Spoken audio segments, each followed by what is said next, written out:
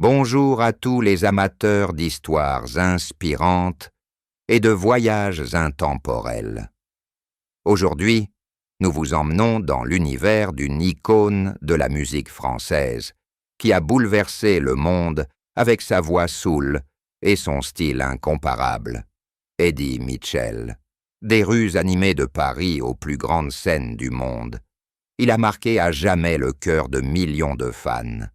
Mais derrière ce halo se cache une histoire pleine de hauts et de bas, de profonde tristesse et de moments qui ont fait de lui ce qu'il est aujourd'hui. Pour continuer à découvrir des histoires touchantes comme celle-ci, abonnez-vous dès maintenant à notre chaîne et activez la cloche de notification pour ne manquer aucune vidéo. Embarquons ensemble pour ce voyage et découvrir ce qui a fait d'Eddie Mitchell une légende et ce qui lui tient à cœur à 83 ans. Dans les années 1960, alors que le rock'n'roll envahissait les rues de Paris, un jeune homme aux cheveux plaqués en arrière, à la voix grave et au style typiquement américain, animait la France entière. Eddie Mitchell, né le 3 juillet 1942 dans le 9e arrondissement de Paris, n'était pas seulement un chanteur, mais aussi l'incarnation du rêve américain en France. Avec le groupe Les Chaussettes Noires, il a fait connaître le rock au public français, devenant un symbole de rébellion, de liberté et de passion. Des chansons comme Daniela et Bebop Alula n'étaient pas que des mélodies, mais la voix d'une jeune génération avide de dépassement de soi. Au sommet de sa carrière, Eddie Mitchell était un feu ardent, une lumière rayonnante dans le ciel musical, faisant vibrer des millions de cœurs à chaque note. Mais le halo, telle une pièce scintillante, a toujours deux faces. La célébrité apporte gloire, argent et admiration, mais elle a aussi un prix. Solitude, pression et blessures invisibles. À 83 ans, Eddie Mitchell, qui faisait autrefois danser le monde au rythme de sa musique, est aujourd'hui confronté à une profonde tristesse, à une douleur physique et mentale que le temps a gravée dans son corps et son âme. Une récente opération chirurgicale d'urgence l'a laissé, lui et ses proches, face à la fragilité de la vie. Qu'est-il réellement arrivé à celui qu'on appelait autrefois le schmoll de la France? Qu'est-ce qui a poussé une icône immortelle, comme Eddie Mitchell, à affronter des moments qui lui ont brisé le cœur et celui de ceux qui l'aimaient? Tournons les pages de sa vie pour découvrir les secrets de son auréole. Eddie Mitchell, de son vrai nom Claude Moine, est né dans un petit coin du 9e arrondissement de Paris, un jour d'été de 1942. Paris était alors une ville dynamique, mais aussi un lieu où la pauvreté et la misère s'insinuaient dans chaque ruelle. La famille de Claude n'était pas riche. Son père, Robert Moine, travaillait dans une banque, tandis que sa mère, Fernande, était vendeuse. Leur vie tournait autour de longues journées de travail, de repas frugaux et de rêves simples d'un avenir meilleur. Pour Claude, l'enfance n'a pas été une période insouciante, mais un parcours difficile, où il a dû apprendre à survivre dans la pauvreté. La famille Moine vivait dans un petit appartement, où l'espace était limité et les difficultés financières toujours présentes. Claude a grandi en voyant ses parents travailler sans relâche pour subvenir aux besoins de la famille. Il a raconté un jour qu'il y avait des nuits où il entendait sa mère pleurer silencieusement dans la cuisine, s'inquiétant du loyer ou des factures. Ces moments, bien qu'il fût trop jeune pour les comprendre, ont laissé leur première cicatrice dans son âme. Bien que ses parents n'aient pas divorcé ni perdu d'être chers, le stress financier et la pression d'une famille ouvrière ont laissé à Claude une enfance dépourvue de l'insouciance de nombreux autres enfants.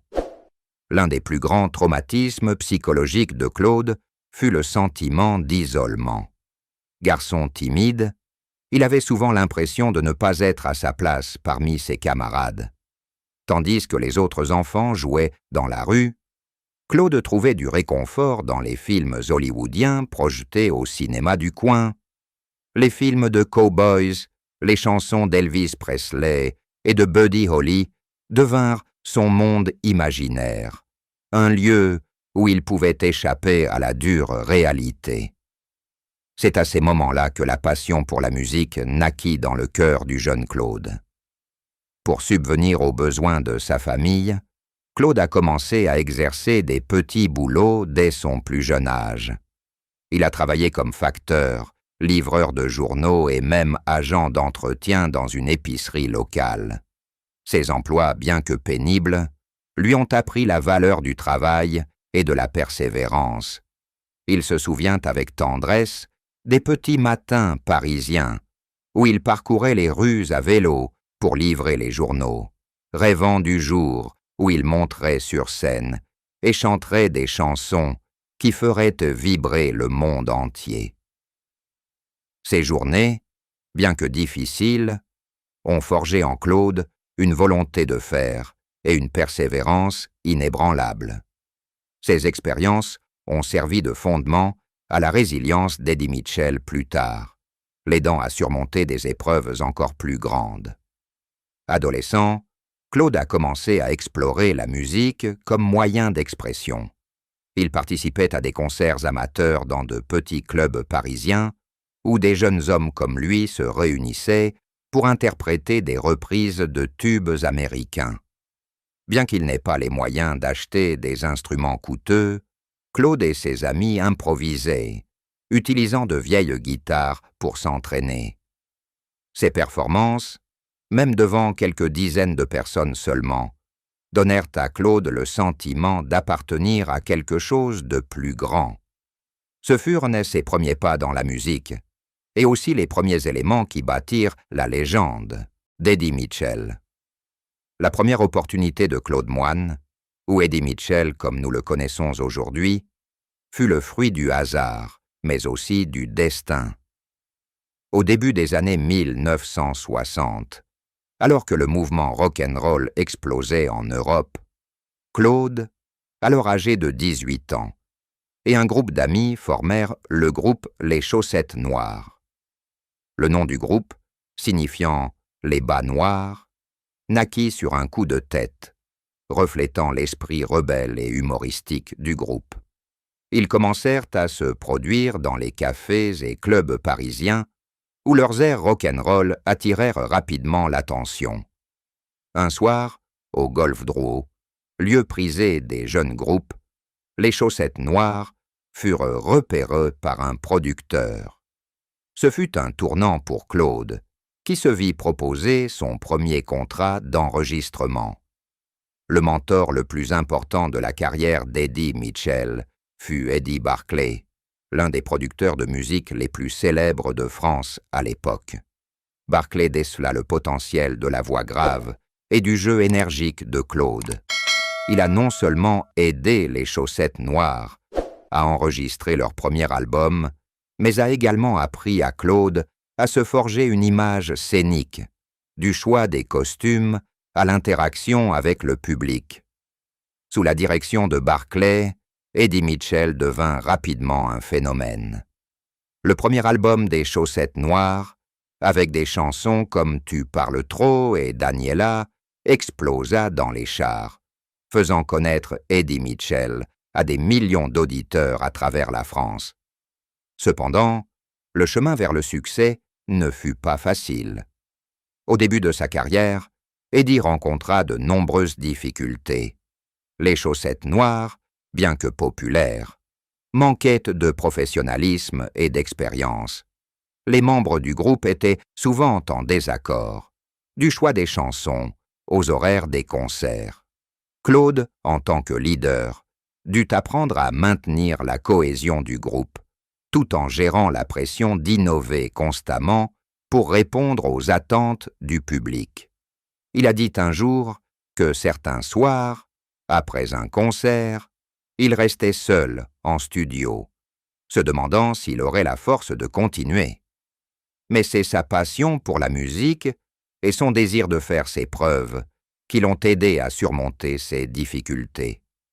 Les qualités uniques qui ont permis à Eddie Mitchell de survivre dans l'industrie musicale étaient sa sincérité et sa capacité à créer un lien avec son public. Contrairement à beaucoup d'autres chanteurs, Eddie ne se contentait pas de chanter. Il racontait aussi des histoires à travers chaque chanson.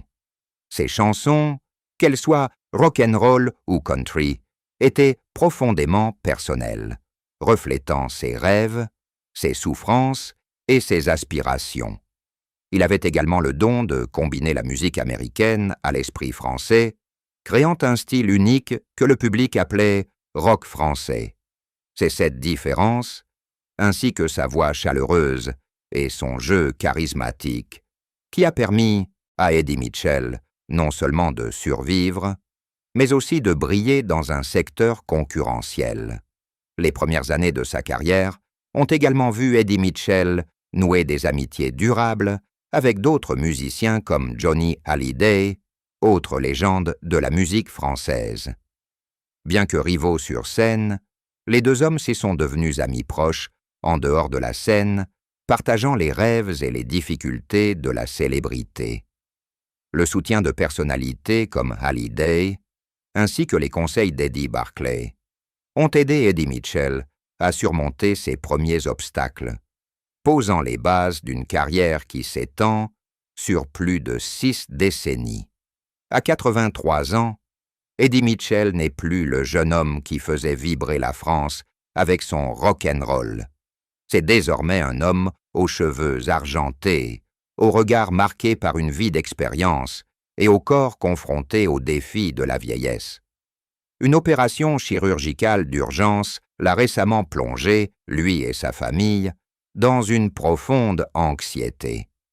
Bien qu'il n'ait pas révélé de détails sur son état de santé, ses proches affirment que l'opération était liée à un grave problème cardiaque, une maladie contre laquelle il lutte en silence depuis des années. Les journées passées au lit, dans la douleur et l'incertitude quant à l'avenir, ont confronté Eddie à la fragilité de la vie.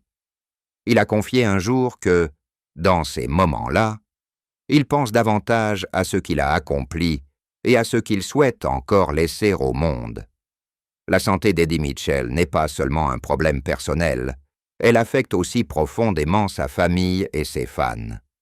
Il a confié que dans les jours qui ont suivi l'opération, sa femme, Muriel, et ses enfants étaient toujours à ses côtés, lui apportant un grand réconfort. Mais il a également admis que voir ses proches s'inquiéter pour lui était l'une des choses qui le blessaient le plus.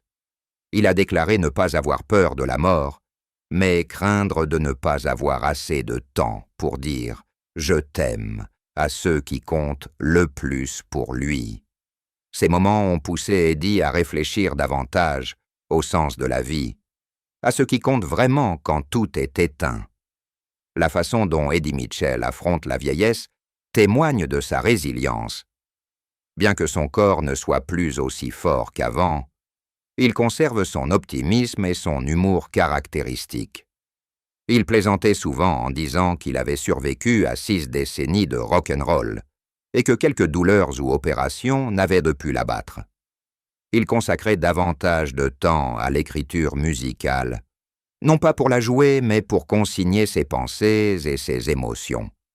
Les chansons qu'il a écrites de ces dernières années, comme La dernière séance, étaient nostalgiques, reflétant ses réflexions sur le temps, sa jeunesse perdue et ce qu'il souhaitait laisser aux générations futures.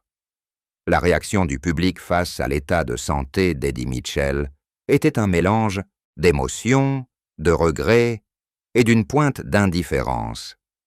Ses fans fidèles, qui avaient grandi avec sa musique, lui ont envoyé des milliers de lettres et de messages, lui exprimant leur gratitude et lui souhaitant un prompt rétablissement. Des concerts hommages ont été organisés dans de nombreuses villes de France, où le public a entonné à tour de rôle les chansons qui l'ont rendu célèbre. Cependant, une partie du jeune public, peu familier avec sa musique, a fait preuve d'indifférence. Eddie s'est parfois senti oublié, mais il ne s'est pas laissé décourager. Il a déclaré qu'il n'avait pas besoin que le monde entier se souvienne de lui, mais que ceux qui l'aimaient savaient qu'il avait vécu pleinement sa vie suffisait. L'héritage d'Eddie Mitchell est un trésor non seulement musical, mais aussi spirituel. Il a laissé derrière lui des centaines de chansons, du rock'n'roll entraînant aux ballades profondes, chacune étant un fragment de son histoire. Il a également été un pionnier de la diffusion de la musique américaine en France, ouvrant la voie aux générations suivantes de chanteurs. Outre la musique, Eddie a également laissé un héritage spirituel. Persévérance, passion et persévérance. Il a dit un jour que s'il pouvait revivre, il choisirait encore la voie de la musique, car c'était la seule façon pour lui d'être fidèle à lui-même. Son héritage, qu'il s'agisse de ses chansons ou des valeurs qu'il a transmises, perdurera dans le cœur des mélomanes. Dans le monde étincelant de la musique, où les projecteurs brillent toujours, Eddie Mitchell était une étoile inébranlable. Mais même les étoiles les plus brillantes rencontrent des difficultés. Et pour Eddie, les conflits et événements majeurs ont laissé de profondes cicatrices sur sa carrière et sa vie. L'un de ses plus grands défis survint dans les années 1980, lorsque sa carrière, alors à son apogée, commença à faire face à des conflits internes et aux pressions d'une industrie musicale en pleine mutation. À cette époque, alors que la pop et la new wave commençaient à dominer les hit-parades, le style rock'n'roll et country d'Eddie était considéré par certains critiques comme dépassé. Cela lui donnait non seulement le sentiment que son talent était remis en question, mais le plongeait également dans une lutte silencieuse avec le système, où il devait se battre pour protéger son identité musicale. Les plus grands conflits d'Eddie Mitchell, durant cette période, ne provenaient pas seulement de l'industrie, mais aussi de ses propres collègues et amis proches. Durant les premières années des Chaussettes Noires, Eddie avait noué une relation étroite avec les membres du groupe. Mais lorsque le groupe se sépara, au milieu des années 1960, des désaccords sur la direction musicale et les finances créèrent un fossé difficile à combler. Certains membres estimaient qu'Eddie, en tant que leader, recevait trop d'attention et d'avantages, tandis que d'autres se sentaient éclipsés. Bien qu'Eddie ait toujours essayé de maintenir la paix, ces disputes le blessèrent profondément. Il confia un jour que la perte de ses compagnons d'enfance avait été l'une des plus grandes souffrances de sa carrière, car ils n'étaient pas seulement des collègues, mais aussi des personnes avec qui il partageait un rêve. Un autre tournant majeur dans la vie d'Eddie fut sa décision de faire une pause sur scène à la fin des années 1980. Après des décennies de concerts ininterrompus, il se sentait physiquement et mentalement épuisé. La pression de créer sans cesse, de répondre aux attentes du public et de faire face aux critiques des médias l'avait épuisé.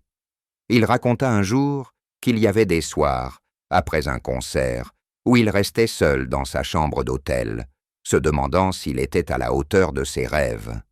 La décision de faire une pause n'a pas été largement médiatisée, mais elle a été perçue comme un retrait discret de la scène sous laquelle il avait été autrefois au centre. Certains fans pensaient qu'il abandonnait, tandis que d'autres pensaient qu'il fuyait les pressions qu'il ne pouvait plus gérer.